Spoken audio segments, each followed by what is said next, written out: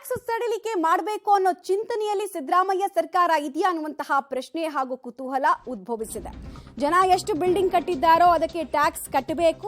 2020ರಲ್ಲಿ BJP ಸರ್ಕಾರವೇ tax ಅನ್ನು ತಂದಿರೋದು. ನಾವು ಟ್ಯಾಕ್ಸ್ ವಿಚಾರವಾಗಿ ಸ್ವಲ್ಪ ಸಡಿಲಿಕೆ ಮಾಡ್ತೀವಿ, ಆ ಆಲೋಚನೆ ನಮ್ದಾಗಿದೆ ಅಂತ ಡಿ.ಕೆ. ಶಿವಕುಮಾರ್ ಅವರು ರಿಯಾಕ್ಷನ್ ಅನ್ನು ಕೊಟ್ಟಿದ್ದಾರೆ. ಕಾನೂನನ್ನೇ ಬಿಜೆಪಿ ಸರ್ಕಾರ ತಂದುಬಿಟ್ಟಿದೆ, ಅದನ್ನ ನಾವು ಸ್ವಲ್ಪ ಸಡಿಲಿಕೆ ಮಾಡುವ ಕೆಲಸ ಮಾಡ್ತೀವಿ ಅಂತ ಭರವಸೆಯನ್ನ ಕೊಡ್ತಾ ಇದ್ದಾರೆ. ಬಟ್ ಏನು ಇದರ ರೂಪುರೇಷೆ, ಹೇಗೆ?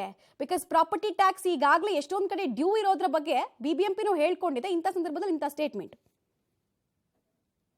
ಈ ಟ್ಯಾಕ್ಸ್ ವಿಚಾರದಲ್ಲಿ ಒಂದು ದೊಡ್ಡ ಸಮಸ್ಯೆ, ಬಹುಶಃ ಬಿಜೆಪಿಯ ಎಂಎಲ್ಎಗಳು ಅದನ್ನ ಗಮನಿಸಿರಲಿಲ್ಲ ಅಂತ ಕಾಣ್ತದೆ. ನಾನು ರೆವಿನ್ಯೂನ ಜಾಸ್ತಿ ಮಾಡಬೇಕು ಅಂತ ಹೇಳಿ ಪ್ರಯತ್ನ ಮಾಡಿದೆ. ಈ ಸೆಲ್ಫ್ ಅಸೆಸ್ಮೆಂಟ್ ಸ್ಕೀಮ್ ಅಲ್ಲಿ ಸರಿಯಾದ ರೀತಿಯಲ್ಲಿ ಡಿಕ್ಲರೇಷನ್ ಮಾಡ್ಕೊಂಡಿರಲಿಲ್ಲ. ಈ ಬೆಂಗಳೂರಿಗೆ ಟ್ಯಾಕ್ಸ್ ಜಾಸ್ತಿ ಬರಲಿಲ್ಲ ಅಂದ್ರೆ ನಾನು ಅಭಿವೃದ್ಧಿ ಮಾಡಕ್ ಆಗುದಿಲ್ಲ. ಅದಕ್ಕೆ ನಾವೆಲ್ಲ ಸೆಲ್ಫ್ ಅಸೆಸ್ಮೆಂಟ್ ಸ್ಕೀಮ್ ಅಲ್ಲಿ ಏನು ನ್ಯೂನ್ಯತೆ ಆಗಿದೆ ಇದರ ಬಗ್ಗೆ ನೋಡಬೇಕು ಅಂತೇಳಿ ಒಂದು ಪ್ರಯತ್ನವನ್ನ ಪ್ರಾರಂಭವನ್ನ ಮಾಡಿದೆ.